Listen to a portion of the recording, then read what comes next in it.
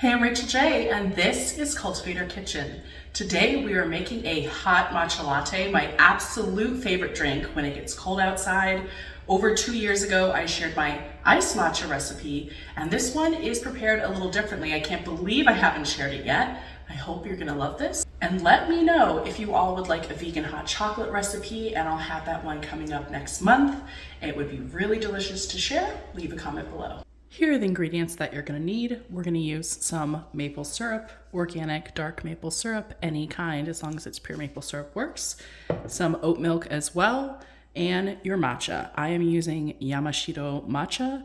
This is one that is very delicious. In Japan, this would maybe cost $4 US for the can. Unfortunately, in the US, you're looking at maybe $10 for this. Any kind of matcha that you find is gonna work perfectly well. This is just culinary grade. It's nothing special, it's just my favorite. I do get this on Etsy now, so if that's something that you want a link to, let me know in a comment below.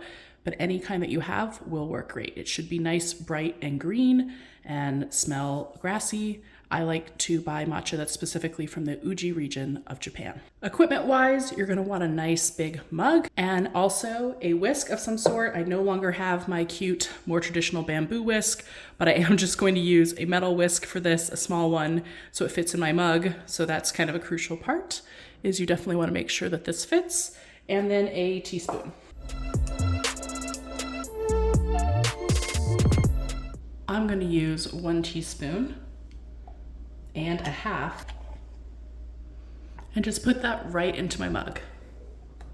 Next, we're gonna add our hot water to our matcha, and we're only gonna put just enough to cover the matcha because we wanna dissolve it first in the hot water. And this is a pretty critical way to make sure you don't end up with just powder at the bottom of your drink, which I think is a common mistake when you're first using matcha, because you're drinking the entire tea leaf and not just having it disposed of in a bag. And so that's what we're gonna do. I am using water that's heated to 175. If you boiled your water, just let it cool down a little bit. Boiling water is a little too hot for green tea anyway, so just let it cool down so it's no longer boiling. You don't have to get crazy with it. Very fancy matcha will come with what temperature you should use. We're not gonna care that much. We're just gonna use water that's below boiling.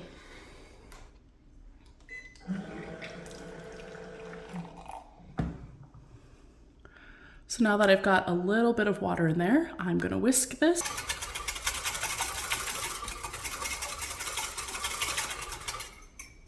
You can see that I've whisked the matcha until it's nice and frothy and green. It should be bright green and just really look beautiful. And as I swirl it around, there's no more powder left in there, and it just looks rich and thick. That's when you know you're ready for the next step. Next, I am gonna add 2 teaspoons of maple syrup. And this will not be very sweet. I like my matcha barely sweetened. If you're used to Starbucks matchas, you may want to double or triple the sweetener. This next step is more specific to your mug. We're gonna fill the mug halfway with hot water, so it's not just all milk, and that's also going to dissolve our maple syrup for us. And bonus, it keeps our foam growing, so this is gonna be really beautiful when we add the milk. And last but definitely not least, we're gonna shake our oat milk until it's frothy. And it helps if your oat milk's not all the way full, so this one's about halfway full. The lower it is, the quicker this is gonna foam when you shake it. You could get a frother, but I just find that this works perfectly well, and I am too lazy for that.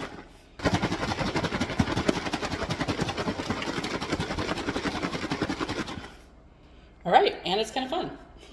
Now we're gonna take our well-shaken oat milk and just pour it in. And you can see how the milk foam and the matcha foam combine, and we have the beautiful green and white swirl going on. It's not professional latte art, but it does look like a latte, and that's what we're going for. Isn't that just beautiful?